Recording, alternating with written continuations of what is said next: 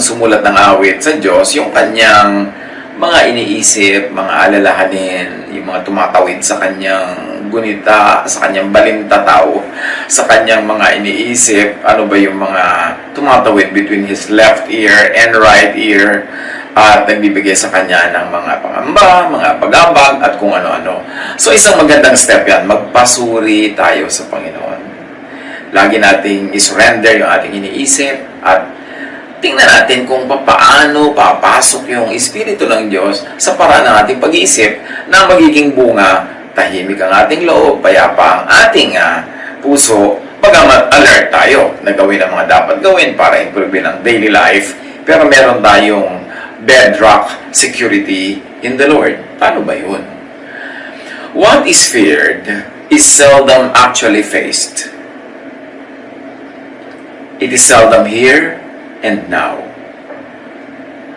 What is feared is mostly imagined scenarios in the past, at present, or in the future. Think of what you fear. Think of what you are worried about. Think of what scares you, kung meron man.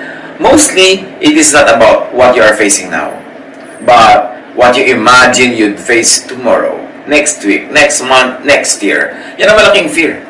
Kaya ang turo ni Jesus, do not be anxious about tomorrow. Tomorrow will be anxious for itself. Sabi niya, let the day's own trouble be sufficient for the day.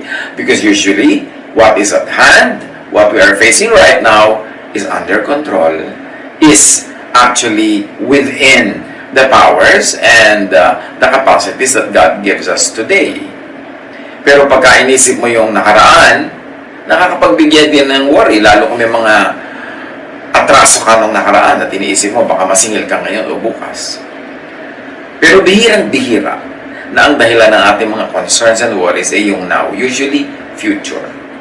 So pagka natutunan lang nating disiplinahin ang ating mga sarili na huwag mag-alala about the future, gawin ngayon ang pwedeng gawin preparation for the future, magtanim, mag-ayos, but huwag mag-worry. Kasi worrying will never add any asset to your life.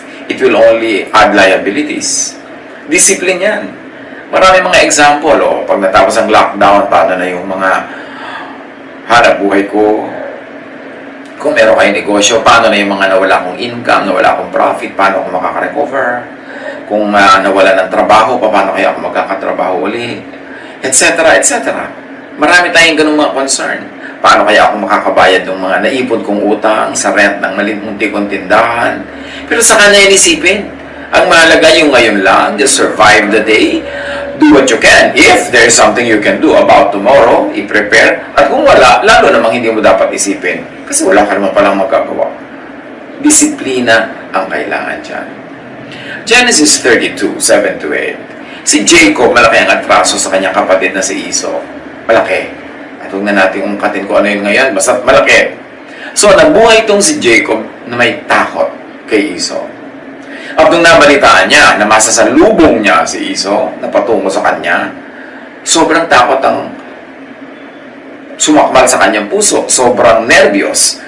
At sabi niya, dito sa Genesis 32:7-8, in great fear and distress, Jacob divided the people who were with him into two groups, and the flocks and herds and camels as well. He thought, if Esau comes and attacks one group, the group that is left may escape. Palibas at ginawa niya ng masama itong kapatid niya. Inisip niya, gagawan din siya ng masama, gagantihan din siya. At diba, madalas gano'n naman ang ikinakatakot natin. Mga multo na nilikha ng sarili nating gawa. So, takot na takot siya.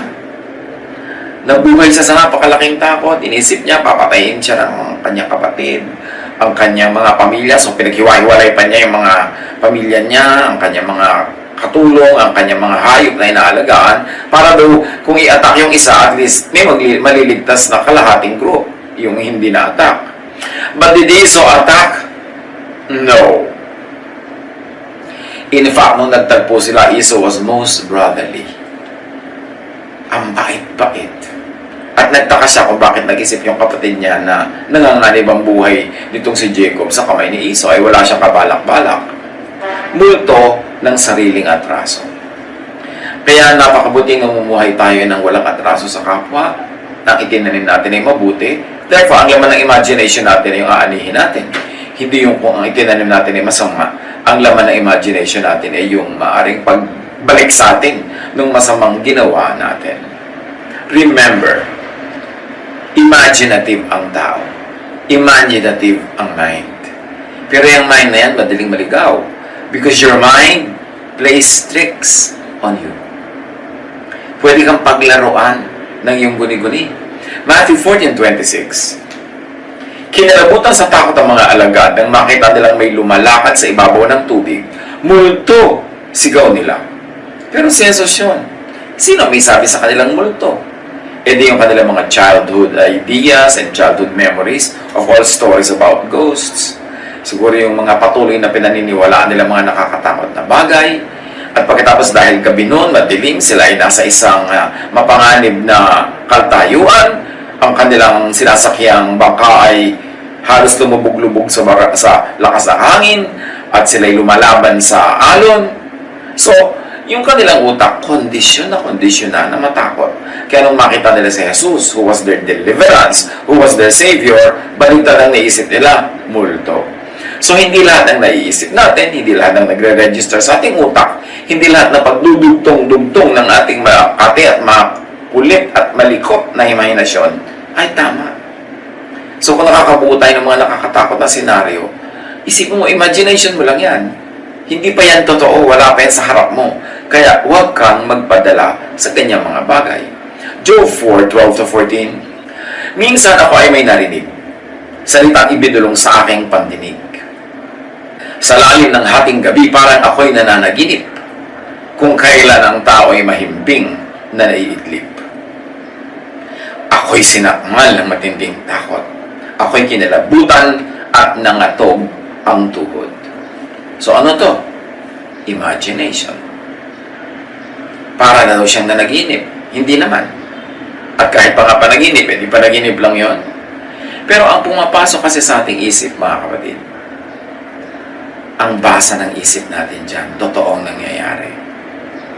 Kaya pag in-imagine mo ngayon na nagtataksil sa'yo ang iyong mahal sa buhay, ang iyong asawa, umiinit na yung punong tenga mo, sumisikip na ang iyong hininga, dumadala sa antibok ng iyong dibdib, as if it is really happening.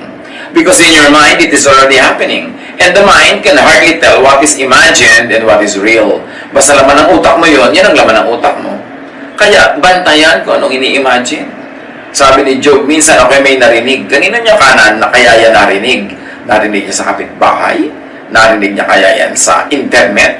Narinig niya kaya yan sa social media? O narinig niya mula sa kanyang sariling guni-guni? Whatever it is, ang naging bunga ng atugang tuhod na takot ni nervyos. Eh, hindi naman totoo nangyayari yon. Guni-guni.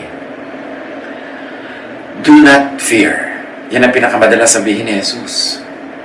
At para rin mo sinabi, how do you not fear? Do not overthink. Do not imagine scary scenarios. Huwag mong i-fast forward yung ang layo-layo pang problema na parang hawak mo na ngayon kasi hindi yun makikilala ng isip mong malayo pa. Isipin niya, narito na ngayon kasi iniisip mo na. So, magiging effect niyan, ganun din. Tataas ang blood pressure mo, papawisa ka na malamig, manghihina ka, mawala ka ng ganang kumain, hindi ka makakatulog, na parang totoong nangyayari ang iyong pinag-aalala. James 4:7, submit yourselves then to God. Resist the devil, and he will flee from you. It's as good as saying, resist ungodly, troubling, stressful, scary thoughts. Kasi yan dinadala ng devil. Submit yourselves to God. How do you do that? Submit your thought. Ephesians 4:27, and do not give the devil a foothold in your mind. Huwag bigyan ng landing point, ng tatapakan, ng kakapitan, kasi pag binigyan mo, di na inaalis. Pagka binigyan mo ang devil ng opening, na ikay nag-aalala, ikay natatakot, nag-i-imagine, papasok talaga yung devil para kaguluhin. Do not fear. How do you do that? Do think of God. Psalm 63:6, on my bed I remember you. I think of you through the watches of the night. Nung ancient times kasi, hinahati nila yung gabi into several watches. Let's say 4 watches. Yung 12 hours divided by 4, 53. So may first watch, second watch, third watch, fourth watch. Yung fourth watch, malapit na mag-umaga, malapit nang sumungaw ang araw, lumiwanag. Yun ang fourth watch, yung huling segment ng gabi. So sabi niya, on my bed, I remember you, O God. I think of you through the watches of the night. In other words, mula paghiga ko, hanggang makatulog ako, makakising ako uli, makatulog ako, gumising na ako ng tuluyan, ang Diyos ang iniisip ko. Ang kanyang mga pangako, ang kanyang mga magagandang salita, ang kanyang pagmamahal, ang kanyang pag-ibig. And therefore, peace ang ibibigay sa iyo noon. Himbing ng tulog, sarap na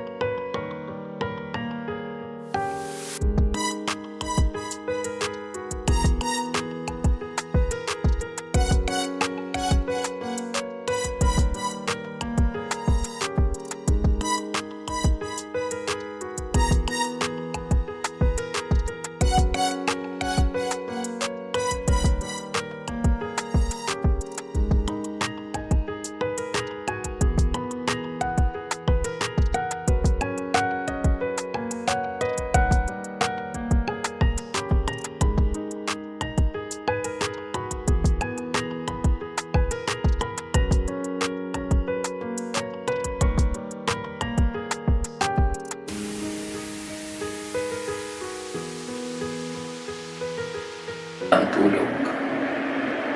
Yung pag matutulog ka, nagpapasalamat ka sa Diyos. Nagpapasalamat ka sa mga pagpapalang tinamasa mo maghapon. Kasi ang pusong mapagpasalamat, tumatahimik yan, natitiwasay, at nakakatulog. Pero yung matutulog ka lang, hingi ka pa ng hingi, ungot ka ng ungot sa Diyos, puro shopping list, puro mga request, puro mga utos sa Diyos ang ginagawa mo, mahirap makatulog nun. Kasi anxiety ang laman ng iyong puso. Kasi pag hingi ka ng hingi, ibig sabihin, may anxiety ka. So magpasalamat ka na magpasalamat para maging bisa sa iyo, ang maging bunga ay peace. And peace will give you sleep. May oras para manalangin sa Diyos sa mga pinaghihingi natin, pero hindi yan sa gabi pag matutulog ka na. Kailangan nakaka-relax lang ang iniisip mo, pagpasalamat, pagpupuri, because it will condition your mind to sleep and to sleep well. How do you not fear? Do trust in God. Psalm 23:4, even though I walk through the darkest valley, I will fear no evil, for you are with me. Your rod and your staff, they comfort me. So yung picture is that of a shepherd with a rod and a staff, na pag nakikita ng shepherd ng tupa na yung kanyang shepherd ay may dalawang klase ng tungkod. Yung isa pang hila sa leg niya pag siya nahuhulog sa mga bangin-bangin, kaya liko ang dulo. At yung isa tuwid lang at matigas, panghampas naman niya sa mga leon, sa mga tigre, sa mga wild animals na gustong kagatin at kainin yung mga tupa. Sabi ng tupa, pag nakikita ko yung hawak mo na rod and staff, I feel comfortable. They comfort me. I know that I am in good hands.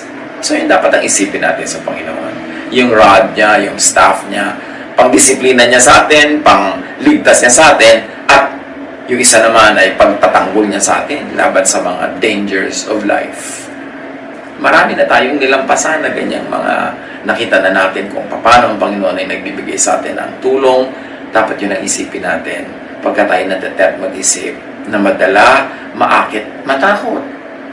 Psalm 27:1, the Lord is my light and my salvation. Whom shall I fear? The Lord is my stronghold of my life. Of whom shall I be afraid? Importante na alam natin kung sino ating sinisilungan, sino ang ating nilalapitan, at yan ang Panginoon. Pero pag sinabi mong, the Lord is my light and my salvation, whom shall I fear? Hindi naman ibig sabihin, ito yung God is bigger than the disease, therefore, careless na lang tayo. Careless na lang. No, sasabihin mo, God is bigger than the problem. God is bigger than all kinds of diseases. Tapos hindi ka na nag-iingat. Wala na kayong physical distancing. Hindi ka na nagmamask, hindi ka na sumusunod sa mga alituntunin, dahil sinasabi mo, God will save you. Walang ganong klaseng promise that God will save you kung burara ka. That God will save you pag hindi ka nag-o-obey ng natural law. God wrote natural law. God wrote the laws of infection, the laws of avoiding infection. So respect natural law. Pag sinabi mong, the Lord is my light and my salvation, hindi yun ibig sabihin, may takip ka na para hindi ka marumihan at masaktan kahit ikaw na mismo ang nagpapagulong-gulong sa dumi. Kailangan yung faith natin, yung faith na sumusunod sa common sense, sa utos ng Diyos na nakasulat sa natural law. Hindi yung faith na pabaya, bulagsak at burara, na iisipin mo, tatalon ako, sasaluhin ako ng Diyos. Yan ang temptation ni Satan kay Jesus. Tumalon ka nga, siguradong ipapasalo ka ng Diyos. Ganyan din yung mga, may faith tayo sa Diyos, di ba? So, huwag na tayong mag-social distancing. May faith tayo sa Diyos, di ba? Huwag na tayong mag-mask. Yun yung tatalon ka, ina-expect mo sasaluhin ka. Tapos pag hindi ka sinalo, magtatampo ka, magagalit ka. Kung nabuhay ka pa para magtampo. Dapat yung tunay na faith, kumikilos according to natural law, according to intelligence, according to common sense. Hindi yung dahil may faith ka, parang tinetest mo ang lahat at inilalagay mo ang sarili mo sa panganib para kailigtas ng Diyos. Walang ganong promise na ililigtas yung mga burara. The promise is for those who obey God, for those who are righteous, and righteous here means doing the right thing. Psalm 27:3, though an army besiege me, my heart will not fear. Though war break out against me, even then I will be confident. So, ang kailangan lang talaga, laging inaalala mo ang Panginoon, siya ang laman ng iyong puso. At hindi lang yung paulit-ulit ka na laman ako, siya ng puso ko, siya laman ng puso ko. No? Kundi ibig sabihin, ginagawa mo what is practical, ginagawa mo what is sound and what is intelligent. Ibig sabihin, laman ng puso mo ang Diyos kasi God is intelligence. God is wisdom. Psalm 34:4, I sought the Lord and He answered me. He delivered me from all my fears. Huwag naman yung I sought the devil. Kasi yung iba, I sought the devil in social media, in the news, in my mind, and He, the devil, answered me. He delivered to me all my fears. Yan ang magkabaligtad. Well, when you seek the Lord, He will deliver you from your fears. But when you seek the devil, He will deliver all the fears to you. At maraming mga tao, hindi sila aware, hindi sila conscious that they are seeking the devil. Yung hanap ka na ng hanap ng lahat ng mga post, matutulog ka na lang, mababasa mo pa lahat yung mga nakaka-discourage, nakakasira ng loob, nakakatakot, hindi ka tuloy makatulog. Kasi ang hinanap mo, the devil. Ang hanapin mo ang Panginoon. At tayo din, pag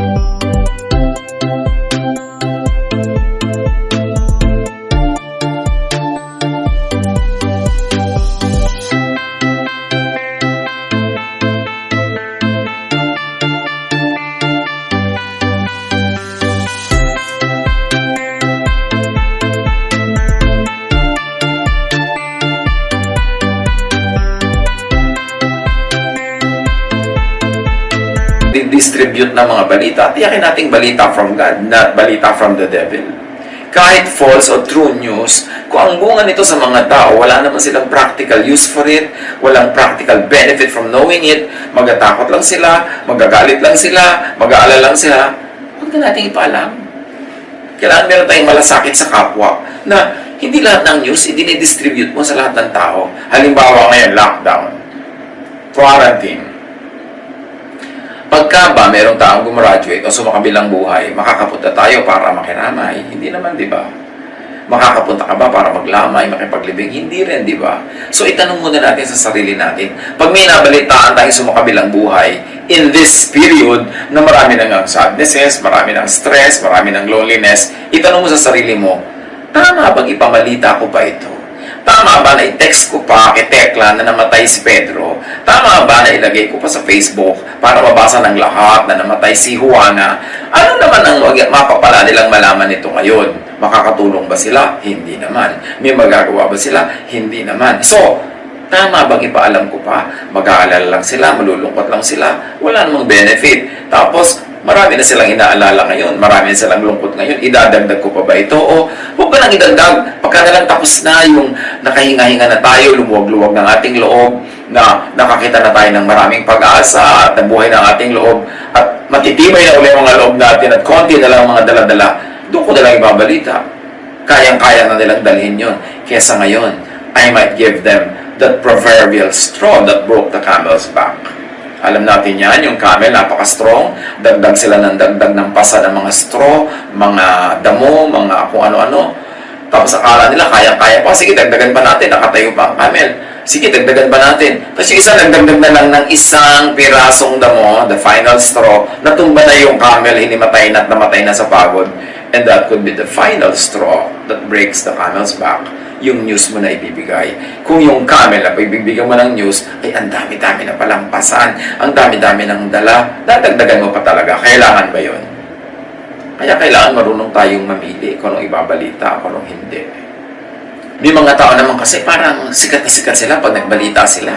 Pag nagbalita ng pangit, pag nagbalita ng hindi maganda, kailangan mo talaga ibalita yan. Kung ang dadalin mo sa tenga ng tao ay tulig sa kanya, makakabingi, makakabigay sa kanya ng alalahanin at problema. Sa palagay mo talaga, bilang isang disenteng tao, isang kaibigan, isang concerned na kamag-anak, gusto mo talagang ilagay sa tenga ng kapwa mo yung ganong klaseng pain right now? O magsisensor ka na lang muna sa kana, pagka na lang buo na uli ang loob niya, pagka marami nang natanggal na bigat sa kanyang pasanin at handa na uli siyang tumanggap na naman ng mga kung ano-anong camel on her or his back. Marunong tayo dapat mag-isip-isip kung kailangan ibuka ang bibig at magbalita. Pag walang practical use yung news, tapos magbibigay pa ng bigat ng loob, ng lungkot, ng fear, mag-isip ka kung kailangan mo pa talagang sabihin ngayon o ipag-Phoenix 1 to 2. God is our refuge and strength, an ever-present help in trouble. Therefore we will not fear, though the earth may give way, and the mountains fall into the heart of the sea. Poetic language, exaggerated na mga pwede mangyari, pero ang sabi, kahit mangyari pa rin yun, sa Diyos pa rin ako sisilong, sa Kanya pa rin ako lalapit, at siya pa rin ang laman ng aking isip. So how do you not fear? Do think of what is good. Kung anong bubuhay sa iyong loob, magpapalakas sa iyong loob, magpapasaya sa iyo, magbibigay ng pag-asa, doon ka tumanaw. Psalm 55:22, cast your cares on the Lord, and He will sustain you. He will never let the righteous be shaken. So think of God's track record in your life. Kung gaano karaming beses kanyang iniligtas sa panganib, gaano karaming beses ka na niya binigyan ng pag-asa, binigyan ng blessing. At kung yung mga nangyari na yan in the past, that is a promise of what will happen in the future. Because God is the same yesterday, today, and tomorrow. Think of that. Psalm 91, whoever dwells in the shelter of the Most High will in the shadow of the Almighty. I will say of the Lord, He is my refuge and my fortress, my God, in whom I trust. He will cover you with His feathers, and under His wings you will find refuge. His faithfulness will be your shield and rampart. You will not fear the terror of night, nor the arrow that flies by day. Napakagandang pangako, napakagandang observation.